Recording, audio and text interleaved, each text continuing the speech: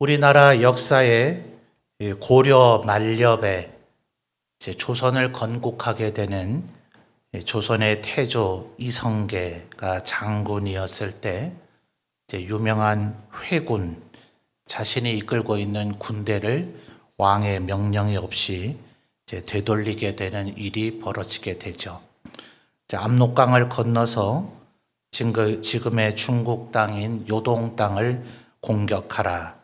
이것이 우왕과 최영 장군의 명령이었는데 계속해서 불가함을 주장하다가 마지못해 참전했던 이성계 장군은 압록강 하류에 있는 위화도에 주둔하고 있다가 결국 그곳에서 회군을 하게 되고 그것은 결국 고려를 망하게 하고 조선을 세우게 되는 결정적인 터닝 포인트가 되어집니다. 어떤 신학자들은 비견하기를 마치 오늘 다윗 왕이 이 블레셋과 그리고 이스라엘이 전쟁을 벌이게 되는 이 전선에 참전을 했다가 결국 되돌아가게 되는 이 회군의 사건이 거의 그 조선의 건국을 이루게 만들었던 위화도 회군과 거의 비견되는 사건이다. 이렇게 이야기를 합니다.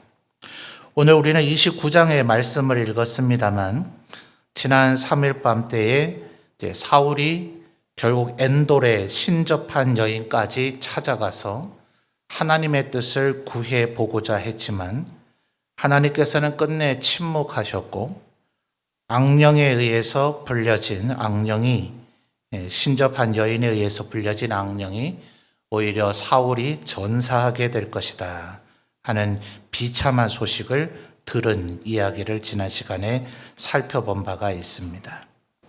우리가 28장을 살펴보면서 1절과 2절에 대해서는 제가 설명하지 아니하고 다음 시간에 설명을 드리겠다. 지난 3일 밤 때 말씀드린 바가 있습니다.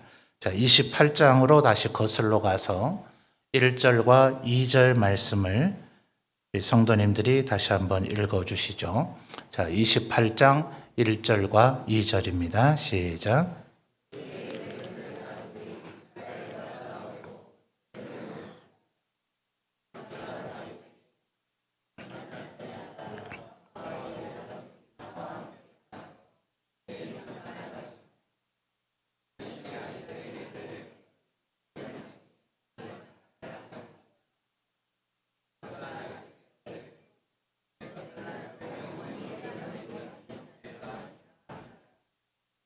아멘. 자, 28장과 29장은 사실은 동시에 지금 벌어지고 있는 사건이죠. 그래서 일부러 이 사무엘서의 저자는 이제 28장에서 1, 2절에 해당되는 얘기가 28장 2절 다음 상황이 지금 29장 1절인 거죠. 그래서 블레셋 진영에서 벌어진 다윗 주변에서 벌어진 일을 쭉 설명을 하고 그리고 이제 사울 왕이 엔돌에 신접한 여인까지 찾아가는 그 얘기를 한다면 이게 시간 흐름이 이제 보통은 성경의 대부분의 성경이 이제 시간의 흐름 따라 기록을 하고 있죠. 이제 예컨대 복음서 같은 경우는 꼭 그것에 일치하지 않습니다. 복음서 안에서도 며칠이 지나고 며칠째가 되니 이런 시간을 나타내는 부사들이 있어서 부분적으로는 시간의 흐름에 따라 기록을 하고 있기는 하지만 중간중간에는 시간과 전혀 상관없는 어떤 주제와 사건의 이런 흐름에 따라서 이제 그렇게 기록을 한 부분도 있습니다. 그러나 성경 66권 전체는 대부분 시간의 흐름에 따라 기록이 되죠. 그러니까 지금 28장에서 다윗의 이야기를 다 얘기하고 나서 29장에 만약 사울의 이야기를 이야기했다면 우리들은 그냥 그 사건이 동시에 일어나지 않은 사건이라고 생각하게 될 위험이 크죠.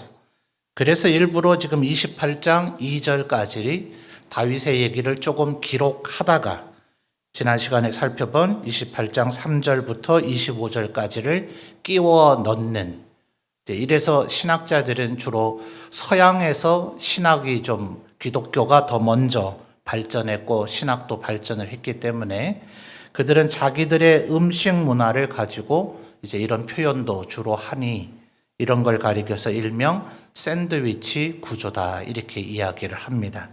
28장의 1, 2절과 그리고 오늘 우리가 살펴본 29장이 마치 외곽에 있는 빵과 같이 동일한 그 사건을 다루고 있는 것이고 그 사이에 끼워져 있는 고기 덩어리나 야채처럼 사울의 이야기가 중간에 삽입되어 있는 그런 형태다 하는 거죠. 전형적인 비슷한 사례가 예수님께서 야이로의 딸을 고쳐달라는 야이로의 요청을 받고 야이로의 집을 향해서 갈 때 공교롭게도 12살 난 야이로의 딸을 고쳐주러 가는 예수님 앞에 혈류병을 12년 동안 앓았던 12년이라고 하는 공통점을 가지고 있는 또 다른 여인이 나타나서 예수님이 지체하게 되어지므로 오히려 야이로의 딸은 죽음에 이르게 되고 그것을 어떻게 예수님께서 해결하시는가 하는 이것도 지금의 우리의 상황과는 약간 다릅니다만 그것도 두 개의 스토리가 한 스토리가 다른 스토리 안에 끼어 있는 형태를 가지고 있다 해서 신학자들의 이제 일명 샌드위치 구조라고 이야기를 합니다. 자, 여러분 지금 다윗이 굉장히 곤경에 처해 있죠. 지금 블레셋과 이스라엘이 전쟁을 하고 있다면 다윗은 지금 누구의 편을 들어야 되겠습니까? 당연히 이스라엘 편을 들어야 되겠죠. 또 그것이 틀림없는 사실이겠죠.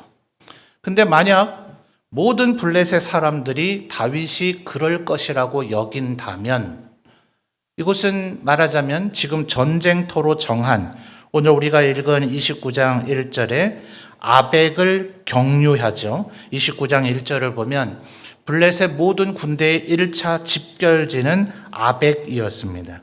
그 아벡에 모여서 이제 1절 하반절에 있는 이스르엘이라고 하는 그 섬, 셈 곁에 그리고 그곳에 이제 길보아 산이 또 같이 붙어 있죠.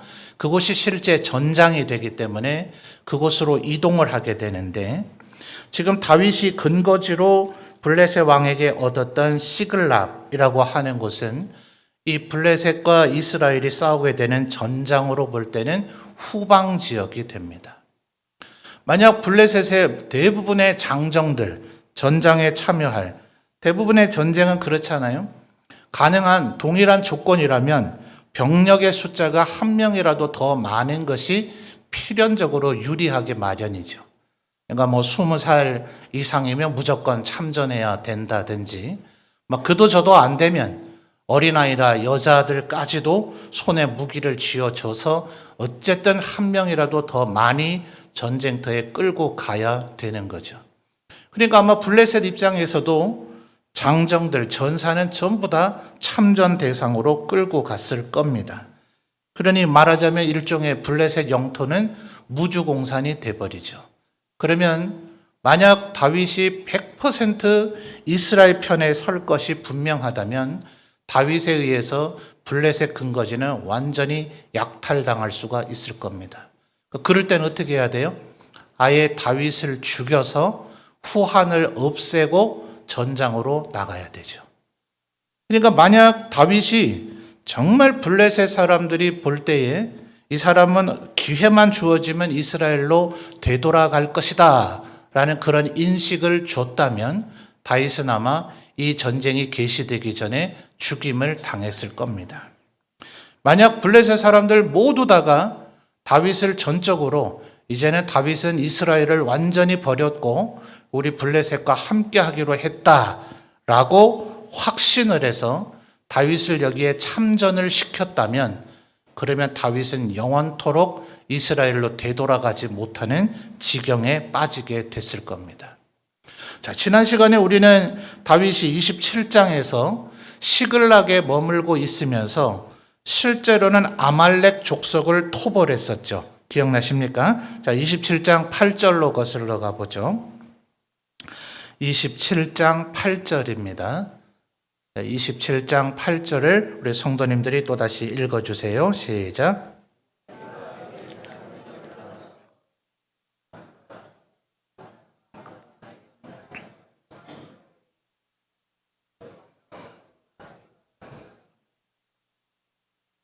아멘. 자, 8절 중반절을 보니 그술 사람, 기르스 사람, 그 다음에 어떤 사람이요?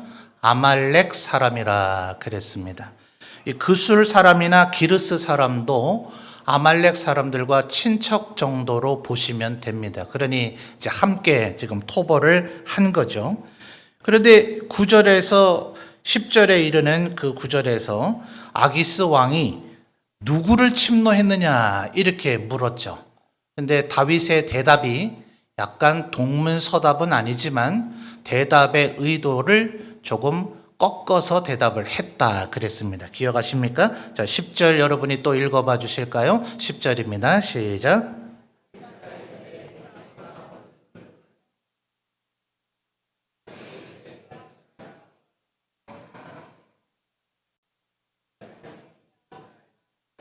아멘.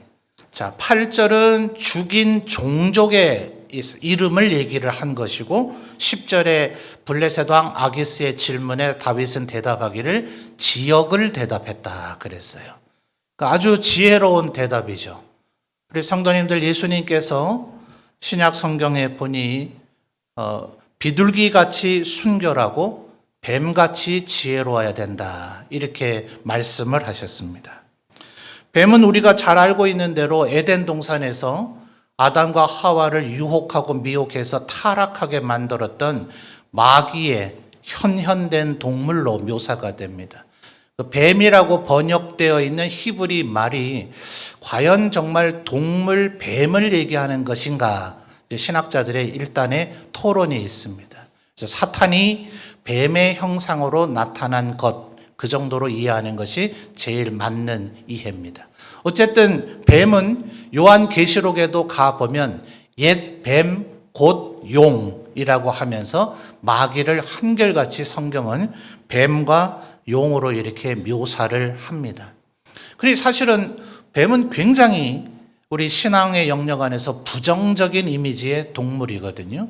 그런데 예수님께서 뱀과 같이 지혜로우라 이렇게 얘기하셨다는 것은 사실은 정확한 의미를 우리가 알기가 어느 정도, 예컨대 60, 70% 정도는 아마 이런 의미셨겠지라는 것쯤이야 대부분의 신학자들이 짐작은 합니다만 정확히 예수님이 뭐라고 말씀하신 것이냐, 누군가 아주 집요하게 제 질문을 해야 된다면 사실 마지막 20, 30%는 뭔가 깨운하지 않은, 정말 예수님 왜 그러셨을까? 예수님께 좀 만나 뵙고 여쭤봐야 될 필요가 있는 그런 표현쯤으로 이해가 됩니다.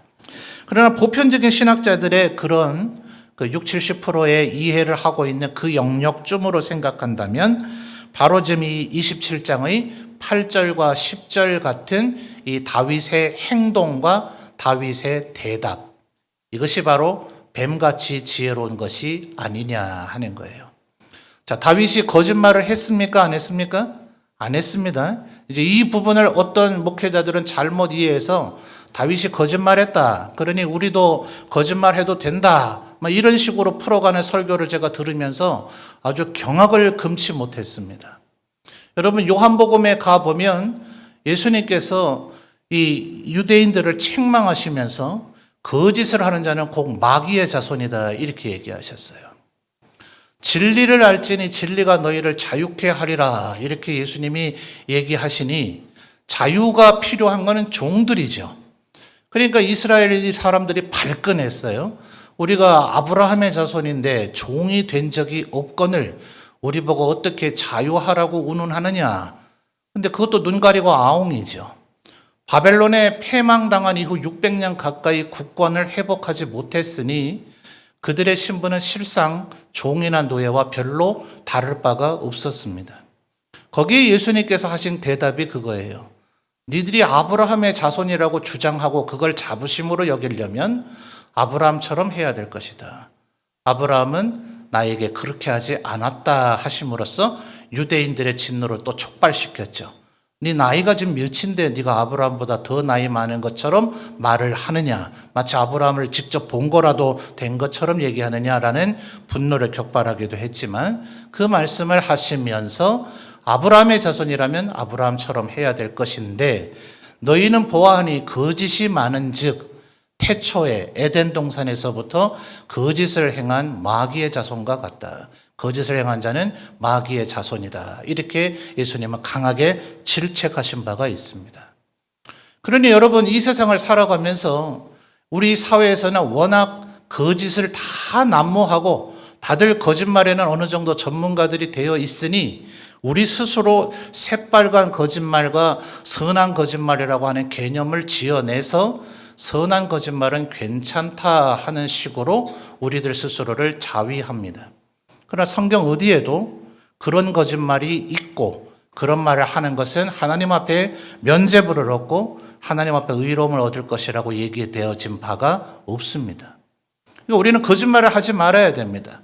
아마 우리 성도님들 가운데 많은 사례들이 지금 떠오르실 겁니다.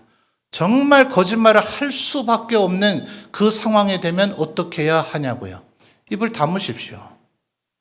누군가 이런 얘기를 하더라고요. 우리가 하고 싶은 일을 하지 않을 그 선택은 누구나 할 수 있다. 내가 하고 싶지 않은 일을 누가 나에게 억지로 시키겠어요. 그렇죠?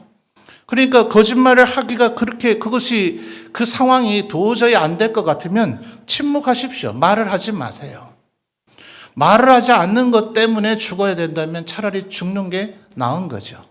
굳이 거짓말을 해서까지 그 위기를 모면할 이유는 없다 하는 겁니다. 다윗은 지금 거짓말하지 않았어요. 아말렉 사람들을 죽였지만 그들을 어디에 갔다 왔느냐, 누구를 죽였느냐라고 물은 것에 그 아말렉 사람들이 주로 출현하는 지역을 설명했을 뿐 그 지역은 유다 지파의 영역이었기 때문에 이 블레셋 왕 아기스가 유대인들을 죽인 것이라고 스스로 착각했을 뿐입니다. 자, 그러니 27장 12절입니다. 블레셋 왕 아기스가 뭐라고 얘기합니까? 자, 제가 읽어볼까요? 27장 12절입니다.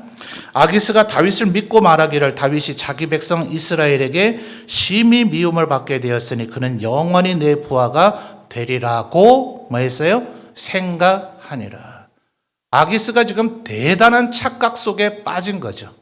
다윗이 지혜롭게 말함 속에서 아기스는 지금 완전한 착각 속에 빠져서 이 다윗을 전쟁에 참전시키겠다고 결심을 합니다. 자, 그래서 28장 1절에 뭐라고 얘기했습니까? 너는 밝히 알라. 너와 네 사람들이 나와 함께 나가서 군대에 참가할 것이니라. 자, 그런데 2절 말씀을 보시면 여기서의 다윗의 대답이 또 묘합니다. 자, 여러분 이미 읽어봤습니다만 제가 다시 볼게요. 다윗이 아기스에게 이르되, 그 다음 뭐라 그럽니까? 그러면 당신의 종이 행할 바를 아시리이다. 자, 이거 뭘 어떻게 하겠다는 얘기입니까? 다윗이 선봉 장군이 돼서 사울을 죽이게라도 하겠다는 얘기입니까? 야, 아기스, 네가 뭘 대단히 착각하고 있는 모양인데 나를 전쟁터로 끌고 갔다가는 너는 뒤에서 칼 맞아 죽을 것이다. 이 얘기를 하는 겁니까? 묘하죠. 그러면 당신의 종이 행할 바를 아시리이다. 그날이 되면 내가 뭐 할지 그날 대보면 아마 알 거다. 요 정도의 지금 묘한 뉘앙스로 얘기한 겁니다.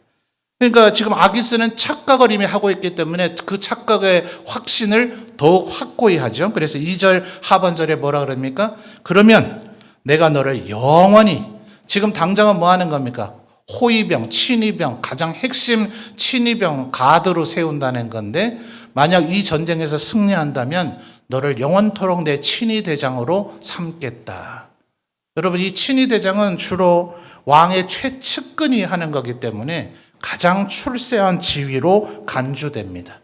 왕을 늘 지척에서 모셔야 되고 왕과 함께 식사를 할 수밖에 없고 왕과 늘 얼굴을 대면하니 필연적으로 왕이 행하는 모든 통치 행위, 정치 행위를 옆에서 지켜볼 수밖에 없고, 경우에 따라서는 왕이 이 사람의 의견을 물을 수밖에 없죠. 사람인지라 옆에 있는 사람에게 의견을 물을 수밖에 없습니다. 그러므로 가장 영향력을 행사할 수 있는 자리가 됩니다.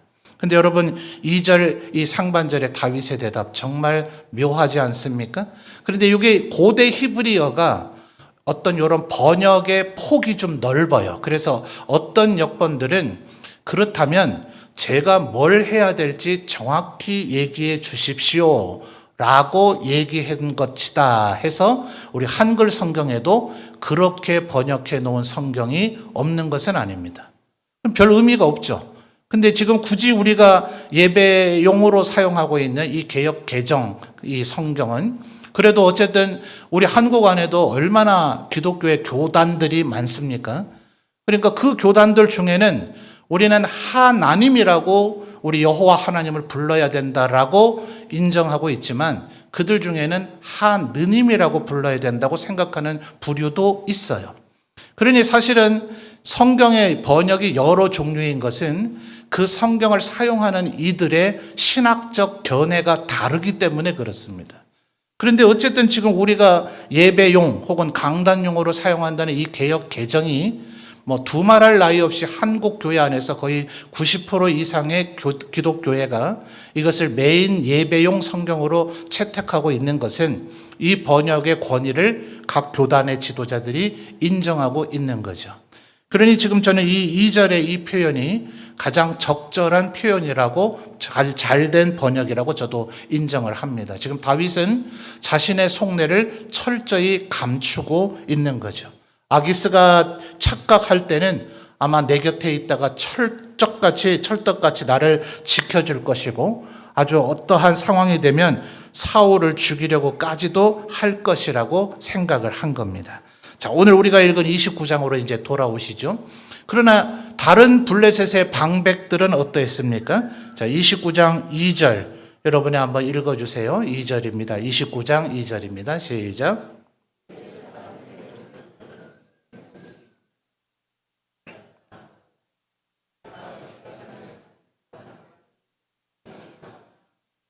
아멘.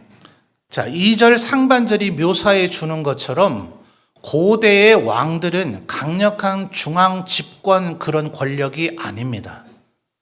말하자면 지금 아벡이라고 1절에 표현되어 있는 아벡이 집결지예요. 자, 여기로 니들이 이끌고 있는 네 부족의 전사들을 다 이끌고 와라. 이렇게 이제 왕이 명령을 내린 겁니다. 그러니 2절에 어떤 방백, 어떤 수령은 수백 명 끌고 오고 어떤 방백은 수천 명 끌고 오고 이런 식입니다.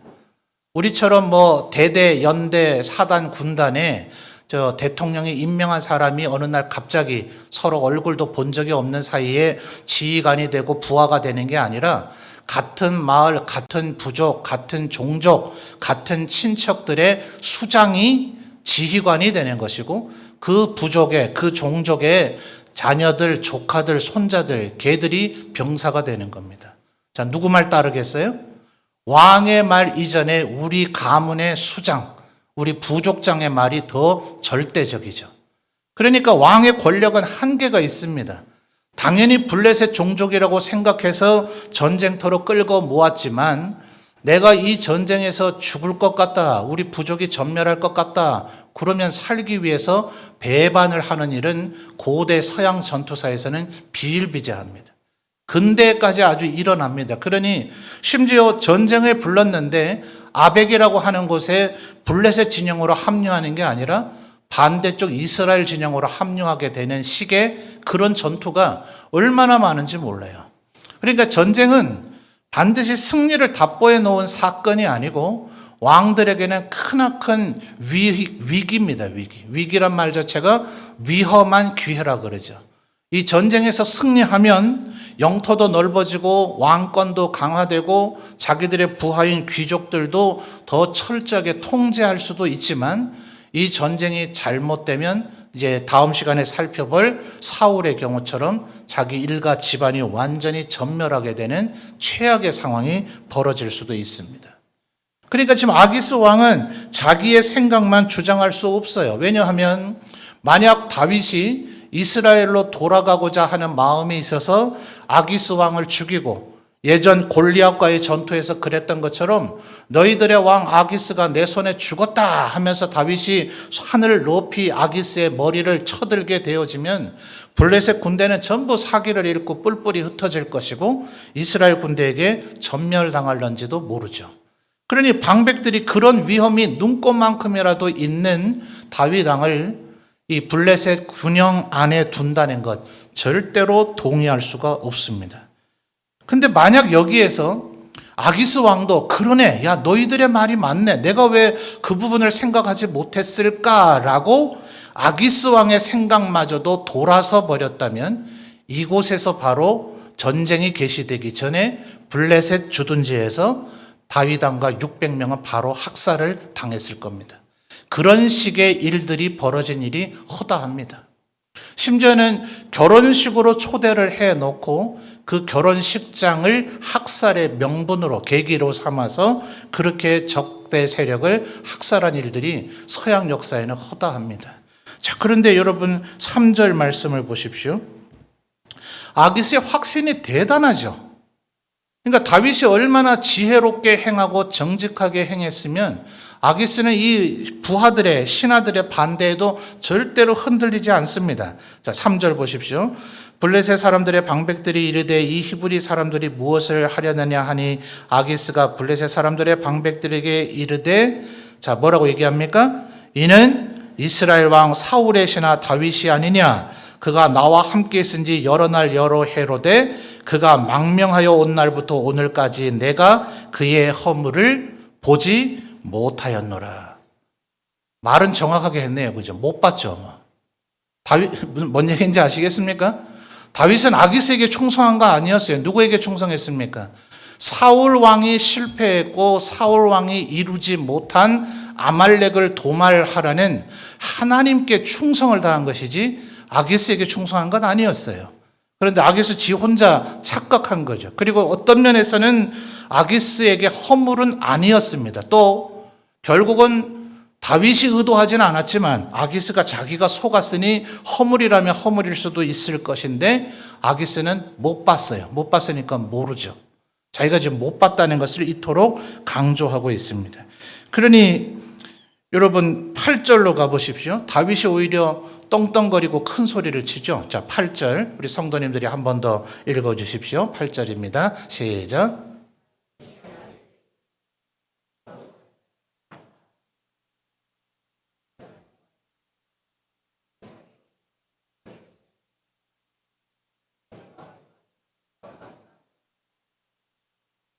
아멘. 자, 다윗이 여기서도 아주 큰 소리 뻥뻥 치죠. 아니 도대체 사람을 뭘로 보고 나를 의심해가지고 나를 이 전쟁터에서 빠지라고 합니까? 아마 다윗은 마음속으로는 정말 이 전장에 나오고 싶지 않았을 거예요. 근데 지금 역으로 사람을 지금 뭘로 보고 전쟁터에 오라 할 때는 언제고 나보고 지금 되돌아가라고요? 나를 지금 이렇게 대할 수 있는 겁니까? 이런 식으로 큰 소리를 뻥뻥 치고 있는데 여러분 8절 하반절도 보십시오. 얼마나 지혜롭게 얘기하고 있는가? 내가 가서 내 주 왕의 원수와 싸우지 못하게 하시나이까.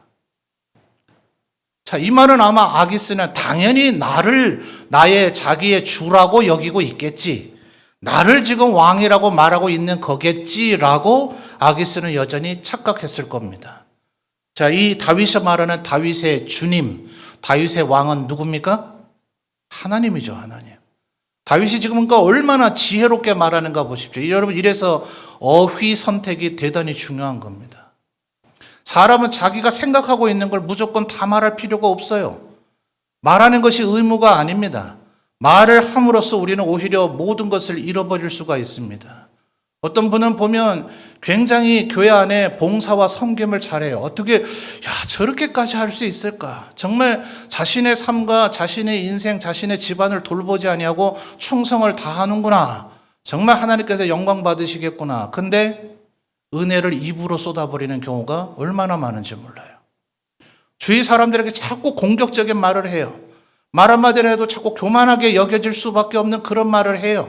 자기가 한 것을 자꾸 침소봉대해서 자랑해요. 그러니 아무리 하나님 앞에 남들이 흉내조차 낼 수 없는 위대한 충성과 헌신을 했다 하더라도 그 모든 것은 사라져버리고 없는 경우가 많더라는 겁니다. 그리고 성경 여러 곳에서 얘기하잖아요. 너의 입을 통제하라. 예수님의 제자들에게도 바리새인들이 비난했죠. 왜 씻지 않고 음식 먹습니까? 하니 예수님 뭐라 그러세요? 야, 손 안 씻고 먹는다고 더러워지는 게 아니다. 무엇이 너의 입으로 들어가냐가 너를 더럽게 만드는 것이 아니라 너의 입에서 나오는 것이 너를 더럽게 만든다. 야고보 사도도 그렇게 얘기했지 않습니까? 믿음이 있는 사람은 결국 행동으로 드러나야 되는데 그 행동의 출발은 말이다. 이 말은 거대한 배를 움직이는 키와 같아서 또 그것은 작은 불꽃과 같아서 자칫 잘못하면 자기 전체를 불사르는 꼴이 될 것이다. 말을 얼마나 신중하게 하고 중요하게 해야 되는가 하는 것을 성경은 계속해서 이야기하고 있습니다. 여러분 지금 다윗이 얼마나 칼날 위에 서 있는가를 보십시오. 그러니까 여러분 이럴 때 정신을 똑바로 차려야 되죠. 그런데 여러분 지금 이 사무엘서의 저자가 의도적으로 사울과 다윗을 계속해서 비교하고 있는 것으로 보이지 않습니까? 자, 여러분이 사울의 위치인 이스라엘의 왕입니다. 지금 블레셋인들이 대규모 전쟁을 벌이려고 군사를 집결시키고 있다는 소식이 정보가 입수됐습니다. 그래서 이스라엘의 왕인 나도 이스라엘 12지파의 동원령을 내려서 군대를 집결시켰습니다. 자, 이제 궁금한 게 뭐가 있습니까? 뭐가 궁금하죠? 왜 사울은 지금까지 하나님을 찾지도 않았으면서 시시때때로 하나님을 찾았다면 하나님께서 확신에 가득 찬 말씀도 주셨을 것이고 그에게 위로와 격려도 주셨을 것이고 네가 승리할 것이라는 축복도 주셨을 터인데 지금까지 하나님을 찾고 있지 않다가 이제 와서 찾은 이유는 무엇이며 또 꼭 하나님을 찾아서 말씀을 들어야 됩니까? 자, 지금 제 이 말을 절대로 오해하시면 안 됩니다. 기도할 필요 없습니다. 그냥 여러분 사는 대로 살면 됩니다. 이런 얘기를 하는 게 아닙니다. 그러나 여러분 사사기 1장을 보시면 모세가 죽었을 때는 탁월한 지도자 여호수아가 있었어요. 근데 여호수아가 마저 죽고 나자 이스라엘에게는 더 이상 이스라엘 12지파를 끌어갈 지도자가 없었습니다. 그래서 사사기 1장을 보면 여호수아가 죽자 이스라엘 백성들이 하나님께 여쭈었습니다. 뭘 여쭈었는지 아십니까? 우리가 뭘 해야 됩니까?를 묻지 않았습니다. 누가 먼저 이 일을 할까요?를 물었을 뿐입니다. 뭘 해야 되는지 3살 때 이미 다 우리는 배웠죠. 예수 믿는 우리들은 세례받을 때 뭘 해야 되는지 이미 다 배웠죠. 하나님의 말씀을 무엇을 순종해야 되고 무엇을 행해야 되고 무엇을 하지 말아야 되는지 배웠죠. 이 세상 사람들처럼 살아가면 안 되는 게 뭔지를 배웠고 하나님의 백성답게 살아야 되는 게 뭔지를 배웠죠. 그러면 이스라엘 왕으로서 사울이 더 이상 하나님께 물어야 될 것이 뭐 있습니까? 하나님께서 우리에게 우리와 우리 조상들 또 우리의 후손들에게 이 가나안 땅을 주셨고 이 땅에 가나안 7족속을 몰아내라고 하셨고 심지어 지중해 해적 집단이었던 블레셋인들이 해안에 상륙해서 이스라엘 단지파에게 분할이 되었던 땅 5개 도시를 중심으로 한 블레셋인들이 거기를 점거하고 있으니 당연히 블레셋인들과의 전쟁은 그들과 목숨 걸고 끝까지 싸워야 되고 그들을 전멸시키든지 아니면 지중해 해안으로 몰아내서 그들이 배를 타고 도망가도록 추방시켜야 되죠. 그게 이스라엘의 왕이면 당연히 해야 할 일입니다. 새삼스럽게 물을 게 뭐고 하나님의 뜻을 찾아야 될 게 뭡니까? 그 말씀에 헌신하고 충성해서 죽으면 죽으리다 하는 각오로 나아가면 될 일이죠. 사울이 묻고 싶은 건 뭡니까? 내가 살아남겠습니까? 이 전쟁으로 내가 이익을 보겠습니까? 내가 영화를 누리겠습니까? 이런 사욕이 거기에 깃드니 자꾸 물어야 될 일이 생기는 거예요. 다윗은 지금 하나님께 물었습니까?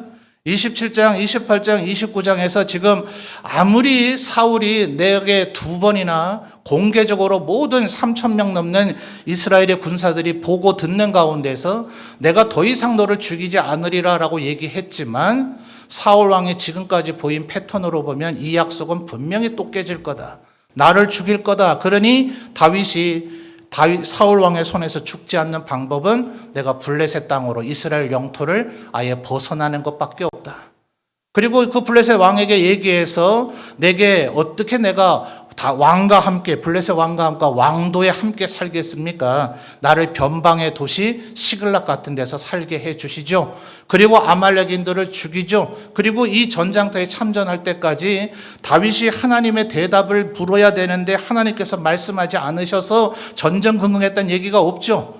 다윗은 이미 모든 지침을 알고 있는 것처럼 일목요연하게 행합니다. 왜냐하면 그의 삶에 요동침이 없었기 때문에. 하나님께서 나에게 은혜를 주시든 말든 하나님의 말씀을 순종하면 내가 복받을 것이 분명해 보이거나 혹은 하나님의 말씀을 순종함으로 인해서 내가 굉장한 불이익과 핍박과 시련을 당할 것이든 말든 나는 오직 하나님의 영광을 위해서 살겠다는 굳은 믿음과 확신이 생긴 후에는 다윗은 더 이상 묻고 자시고 할 일이 없는 거죠. 그 결단과 결심과 그 깨달음대로 살아가면 될 일입니다.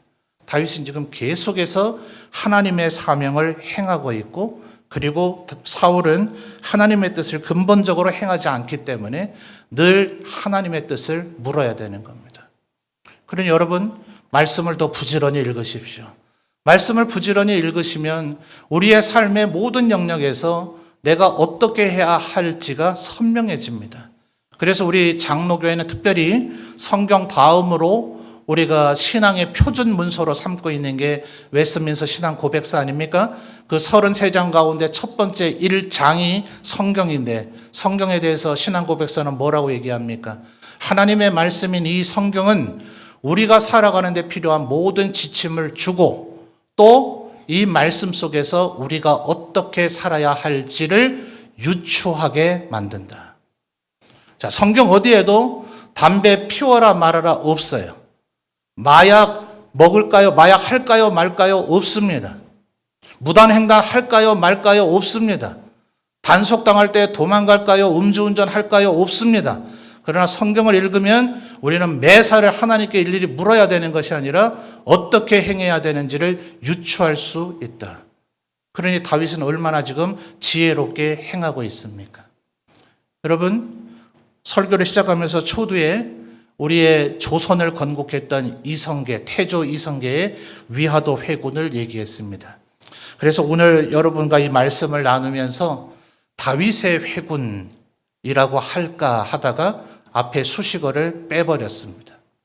이성계는 분명히 자신이 고민하다가 이것은 고려이든 조선이든 우리 민족을 살리는 길이 자신은 요동을 정벌하는 것이 아니라 회군하는 것이라고 확신했기 때문에 회군을 했고 새로운 왕조를 개척하게 되었을 것입니다. 다윗은 어떻습니까? 다윗이 회군한 겁니까? 아니죠. 하나님께서 회군하게 만들어 주셨습니다. 블레셋 영역에 있어서도 안 될 것이고 이스라엘 군대도 갈 수 없는 이 전쟁. 그러나 지금 사울 왕의 그 위험을 피해서 블레셋 왕의 영역에 있는 시글락에 피해 있는 자신으로서는 피할 수 없는 이 전쟁을 하나님께서 그가 그 어떤 순간에도 하나님의 백성 혹은 하나님의 기름 부음을 받은 하나님이 왕으로 세운 자로서의 사명을 잊지 아니하고 그것을 제1의 목표로 삼고 살았기에 하나님께서는 이런 함정과 곤경과 같은 이 전장터에서 다윗을 건지셔서 그의 군대를 회군하게 만들어 주셨더라 하는 겁니다. 우리는 이 하나님의 은혜와 섭리를 믿고 의지하고 신뢰하며 살아야 될 줄 믿습니다. 때때로 우리의 삶의 순간에 도무지 우리가 선택할 수 없는 양갈래길에서 어느 쪽을 선택해서도 안 될 것 같은 그런 장벽에 처할 때가 있습니다. 당장 내 눈앞에 내 경험과 내 계산에 따른 해결법을 추구하려고 하지 마십시오. 그저 매일의 삶에 하나님께서 명하신 대로 하나님 기뻐하신 일이 무엇인가?